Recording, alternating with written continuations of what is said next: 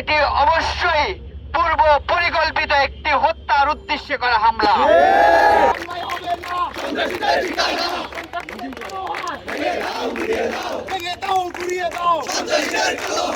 নির্বাচনের তফসিল ঘোষণার পরবর্তী দিনে ওসমান হাদির উপর হামলার মধ্য দিয়ে আমরা লক্ষ্য করেছি এই ইন্টারিম গভর্নমেন্ট তার নিরাপত্তা নিশ্চিত করতে ব্যর্থ হয়েছে।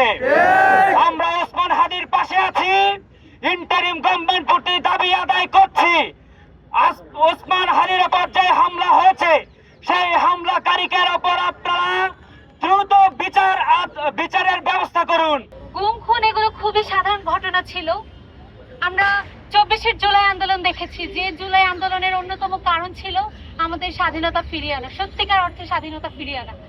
আমাদের ভাইরা রাজপথে তাদের রক্ত দিতে হয়েছে তাদেরকে, তাদের জীবনের বিনিময়ে আমরা আমাদের দ্বিতীয় স্বাধীনতা ফিরে পেয়েছি। কিন্তু আসলে কি আমরা আমাদের স্বাধীনতা ফিরে পেয়েছি? আমরা দেখেছি জুলাই আন্দোলনে ফ্যাসিস্টের মুখে আমাদের জন্য প্রতিবাদের দেয়াল হয়ে দাঁড়িয়েছিলেন হাদি ভাইয়ের মতো আরো বিশাল জনতা।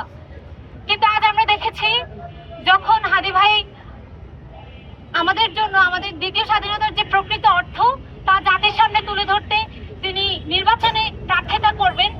তো নির্বাচনে একজন মানুষ প্রার্থিতা করতেই পারে, তার পক্ষে বিপক্ষে বিভিন্ন মানুষ থাকতেই পারে, কিন্তু সেটাকে ইস্যু করে বা অন্য যে কোনো কারণেই হোক একজন মানুষকে এভাবে মৃত্যুর দিকে ঠেলে দেয়া আসলে অযৌক্তিক। তাহলে আমরা কোথায় গিয়ে দাঁড়াবো? এই যে আমাদের পথে ঘাটে হাঁটা সবকিছুই তো নিরর্থক, আমাদের জীবনের কোনো নিরাপত্তা নেই। তাহলে দ্বিতীয় যে স্বাধীনতা আমরা পেলাম তার প্রকৃত কোনো অর্থই আসলে আমাদের কাছে আর থাকছে না। আমরা এর তীব্র নিন্দা জানাই।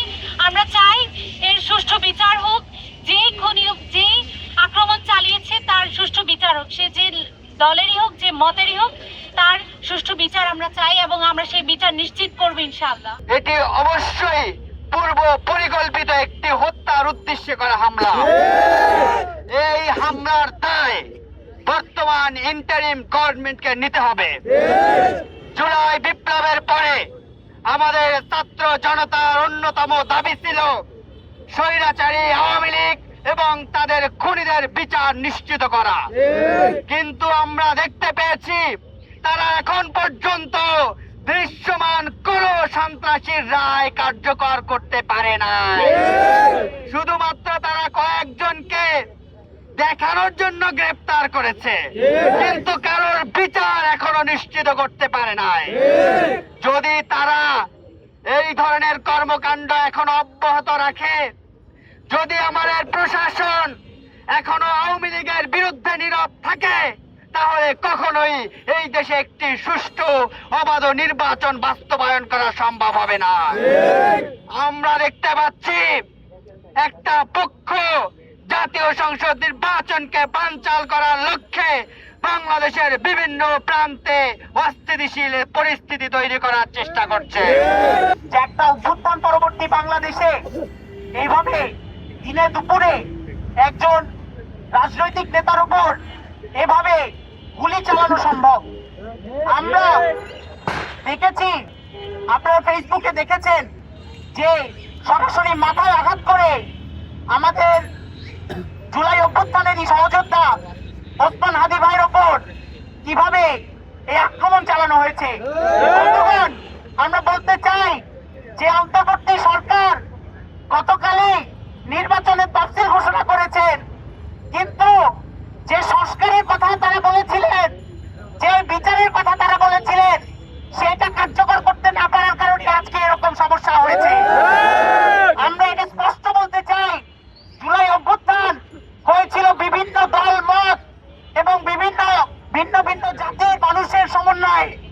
আমরা এক প্যাসিভ শক্তির বিরুদ্ধে বিভিন্ন শক্তি সংঘবদ্ধভাবে সেদিন লড়েছিলাম।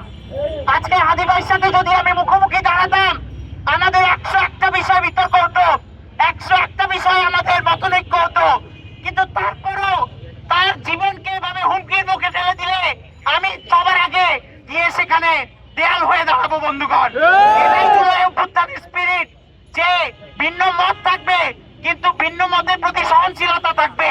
অথচ আমরা দেখতে পাচ্ছি জুলাইয়ের পর একের পর এক এভাবে মত সৃষ্টি করা হচ্ছে, এভাবে আক্রমণ চালানো হচ্ছে, মানুষের যদি এরকম রাজনৈতিক নেতৃবৃন্দ এরকম পরিচিত মুখরাই অনিরাপদে থাকেন, তাহলে সাধারণ মানুষের নিরাপত্তা কোথায়? সেই জায়গা থেকে আমরা এখানে সকল মতের মানুষ মিলিত হয়ে জগন্নাথ বিশ্ববিদ্যালয়ের শিক্ষার্থীরা প্রতিবাদ জানাতে চাই এবং অবিলম্বে এই ঘটনার বিচার করে